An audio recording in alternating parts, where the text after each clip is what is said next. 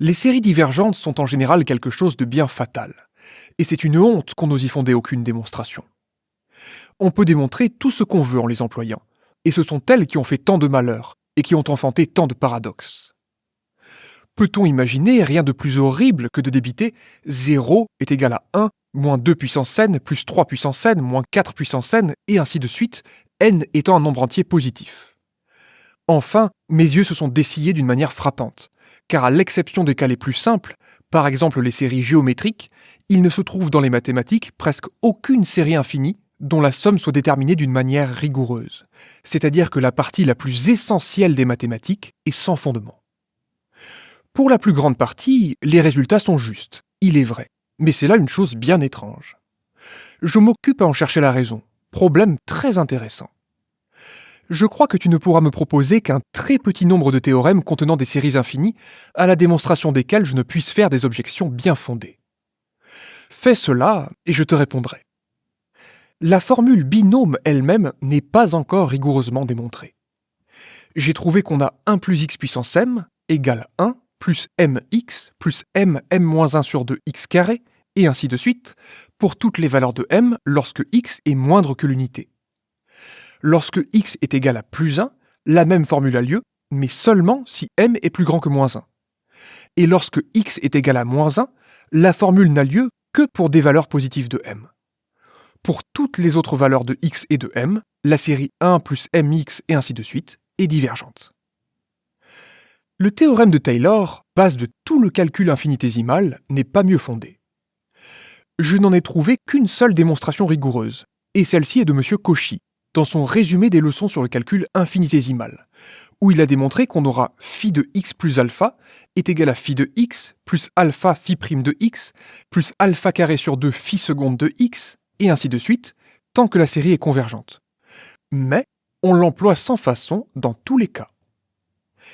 Pour montrer par un exemple général comment on raisonne mal et combien il faut être sur ses gardes, je choisirai le suivant. Soit A0 plus A1 plus A2 plus A3, etc. Une série infinie quelconque. Tu sais qu'une manière très ordinaire pour en trouver la somme, c'est de chercher la somme de celle-ci. A0 plus A1x plus A2x carré, et ainsi de suite, et faire ensuite x égale 1 dans le résultat. Cela est bien juste, mais il me semble qu'on ne doit pas l'admettre sans démonstration. Car quoi qu'on ait démontré que phi de x est égal à A0 plus A1x plus A2x carré, etc., pour toutes les valeurs de x qui sont inférieures à l'unité, il ne s'ensuit pas que la même chose ait lieu pour x égale à 1. Il serait bien possible que la série A0 plus A1x plus A2x carré, etc., s'approchât d'une quantité toute différente de A0 plus A1 plus A2, etc., lorsque x s'approche indéfiniment de l'unité. C'est ce qui est clair dans le cas général où la série est divergente, car alors elle n'a pas de somme. J'ai démontré que ce procédé est juste lorsque la série est convergente. L'exemple suivant montre comment on peut se tromper. On peut démontrer rigoureusement qu'on aura pour toutes les valeurs de x inférieures à pi, x sur 2 est égal à sinus x moins 1 demi de sinus 2x plus 1 tiers de sinus 3x, etc. Il me semble qu'on en pourrait conclure que la même formule aurait lieu pour x égale pi. Mais cela donnerait pi sur 2 est égal à sinus pi moins 1 demi de sinus 2pi plus 1 tiers de sinus 3pi, etc. égale 0. Résultat absurde. On peut trouver une infinité d'exemples pareils.